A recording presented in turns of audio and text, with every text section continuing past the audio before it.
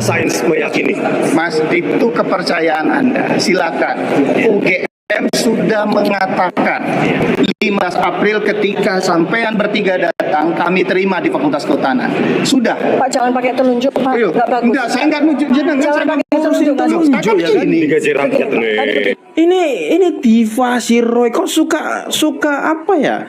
Suka mempersoalkan hal-hal yang sebenarnya tidak perlu dipersoalkan gitu. Sok-sok alim orang ini loh, sok-sok paling beradab. Padahal dia nggak ngaca loh, nggak ngaca sama sekali loh sama dirinya loh. Iya, Bu. Jangan pakai telunjuk. Saya kan Pak. sudah terima sama sampean. Telunjuk hanya untuk Allah, Pak. Ya. Sudah cukup ya. Jadi hal spesifik nggak bisa keluar. Spesifik tidak cukup.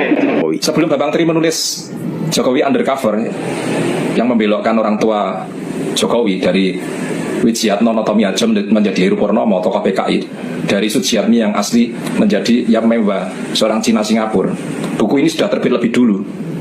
Ibunya Sujiatmi, bapaknya juga Notomiarjo. Di dalamnya ada foto saat Jokowi menikah, saat Jokowi masih muda. Lengkap ya isinya. Foto-foto ini kemudian dicomot oleh Babang Tri, diaku oleh Babang Tri ini adalah foto dari almarhum Hari Mulyono. Nah, dari ini saja sudah tidak logis. Buku ini sudah mendahului dari bukunya si Babang Tri, sudah mendahului dari Jokowi Undercover. Artinya Babang Tri yang memalsu, mengambil dari salah satunya dari buku ini kemudian dipalsukan dia. Foto-fotonya diaku sebagai almarhum Hari Mulyono. Jadi teori Babang Tri yang mengatakan bahwa Jokowi manusia tidak berijazah disebabkan karena dia anak PKI itu sama sekali ngawur.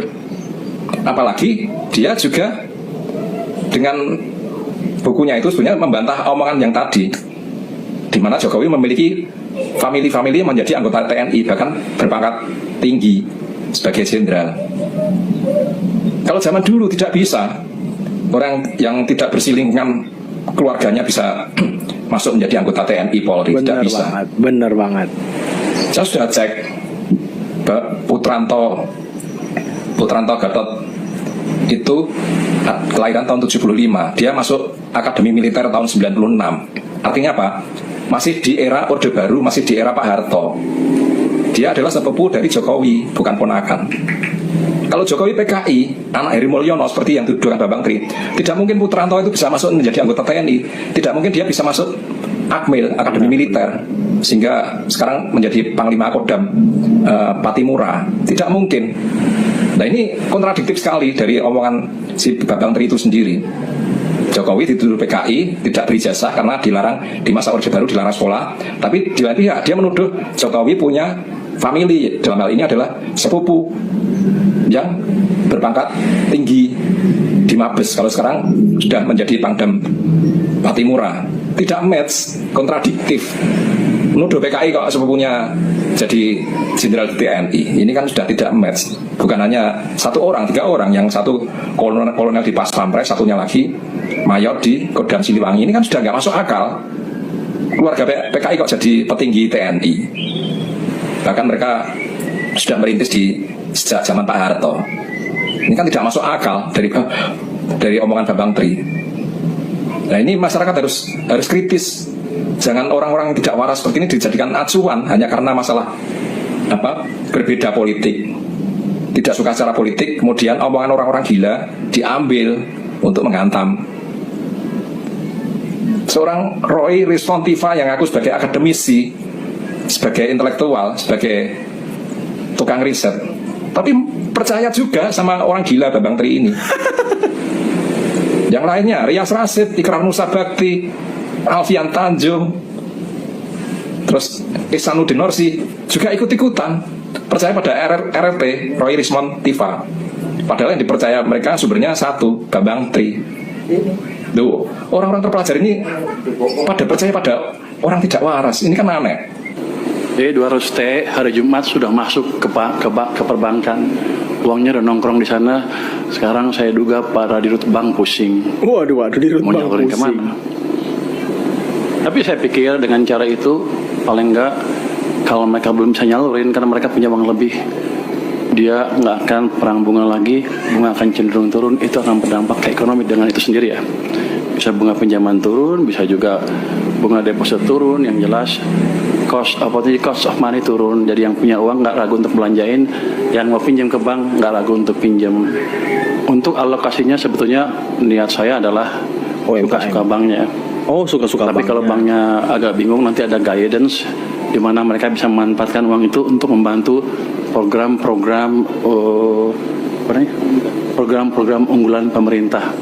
Jadi win-win solution ya. Jadi kalau mereka bisa pakai saluran ya salurin, kalau nggak bisa ya ke situ. Jadi mudah-mudahan, hampir pasti ekonomi akan berjalan lebih cepat. Hampir pasti. Keren banget Menteri Keuangan ini ya. Saya udah hitung, ini pertanyaan banyak orang, apakah setelah 6 bulan akan ditarik oleh pemerintah. Kita bisa hitung bahwa biasanya uang pemerintah yang disimpan di bank sentral itu lebih di atas itu. Jadi kalau 200 triliun aja tidak akan mengganggu kondisi saya. Dalam pengertian saya tidak harus terpaksa menarik dari perbankan kalau kepepet, dalam keadaan kepepet. Jadi harusnya itu jumlah yang cukup sustainable untuk di bank maupun untuk perpurata pembiayaan program pembangunan yang lain. Enggak, taruh aja di situ terus. Saya nggak perpanjang, biar seperti itu. Jadi ini kan nggak ada termnya sebetulnya. Yang kemarin dia bilang 6 bulan itu salah. Yang anak buah saya salah nulis. Pada dasarnya seperti itu aja. Anak buah saya naruh uang di bank suka-suka saya sampai kapan. Muter di situ supaya muter di perekonomian. Biar banknya mikir. Tambah nanti kita lihat kondisinya. Sekarang aja udah pusing lu minta tambah. Lu ngomong ke dirut bank deh. Dia udah pusing. Aduh dikasih duit banyak nih. Aduh. Tahu nggak Anda? Pada waktu saya mau nyalurin 200 triliun, banknya bilang apa? Saya hanya sanggup menyerap 7 triliun. Saya bilang enak aja. Kasih ke sana semua, biar mereka mikir. Jadi bukan saya lagi yang mikir, mereka yang mikir. Kepada rekan-rekan media, saya mau ngajak berpikir skeptis, positif, kemudian berpikir komprehensif dan berpikir secara kenegaraan. Oke. Kan sudah bermain tentang masalah Pak Jokowi, tentang masalah ijazah. Ini nggak mempan bergulir dan lain sebagainya, masuk sekarang ke Gibran. Sekarang saya sampaikan aja kepada media. Berarti rakyat Indonesia selama ini tolol